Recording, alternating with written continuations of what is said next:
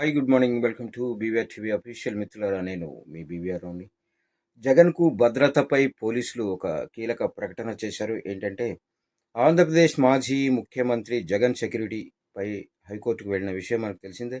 వ్యక్తిగత భద్రత విషయంలో గతంలో తనకున్న సెక్యూరిటీని కొనసాగించేలా కోర్టు ఆదేశాలు జారీ చేయాలని వైఎస్ జగన్ తన పిటిషన్లో కోరారు. ఆ విషయమై నేను వీడియో కూడా చేస్తున్నాను. అలాగే కూటమి ప్రభుత్వం ఏకపక్షంగా సెక్యూరిటీని తొలగించినట్లు ఆయన కోర్టు దృష్టికి తీసుకెళ్లడం జరిగింది. ఈ విషయంపై తాజాగా ఏపీ పోలీస్ శాఖ స్పందించినట్టు తెలుస్తోంది.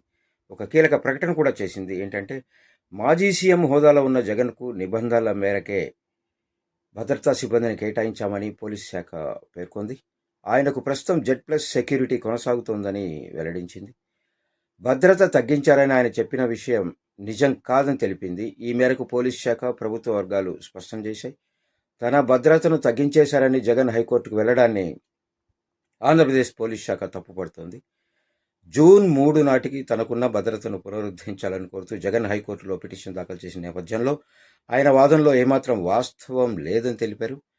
జగన్ ముఖ్యమంత్రిగా కొనసాగిన సమయంలో ఆ హోదాలో అదనంగా కల్పించే భద్రత మాత్రమే తగ్గించామన్నారు. ప్రస్తుతం మాజీ సీఎం అయిన ఆయనకు ముఖ్యమంత్రి కల్పించే భద్రత ఇవ్వటం కుదరదని పోలీస్ శాఖ స్పష్టం చేసింది. చంద్రబాబు మాజీ ముఖ్యమంత్రిగా ఉన్నప్పుడు ఆయనకు ఎంత భద్రత కల్పించామో ఇప్పుడు జగన్కు అంతే భద్రత కొనసాగిస్తున్నామంటూ పోలీస్ శాఖ ఒక కీలక ప్రకటన చేయడం మనం ఇక్కడ గమనించవచ్చు.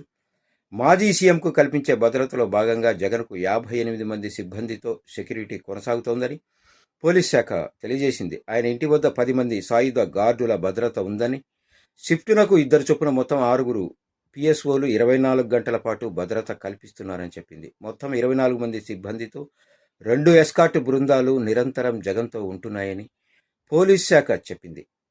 ఈ సందర్భంగా పగలు రాత్రి కలిపి మొత్తం 5 వాచర్లను ఏర్పాటు చేశామని, ఇన్స్పెక్టర్ స్థాయి అధికారిని భద్రత ఇన్ఛార్జిగా పెట్టామని వివరించింది. సో 3 షిఫ్టుల్లో పనిచేసేలా మొత్తం 6 ఫ్రెష్కర్లు, స్క్రీనర్లు నిరంతరం అందుబాటులో ఉండేలా 6 డ్రైవర్లను జగన్కు కేటాయించామని ఆంధ్రప్రదేశ్ పోలీస్ శాఖ హైకోర్టుకు వివరించింది. సో ఏది ఏమైనా మాజీ సీఎంగా ఆయన హైకోర్టుకు వెళ్ళారు. పోలీస్ శాఖ వివరణ ఇచ్చింది. సో ఈ సాధ్యాసాధ్యాలు ఏమిటి అన్నది చూడాలి ఒకసారి.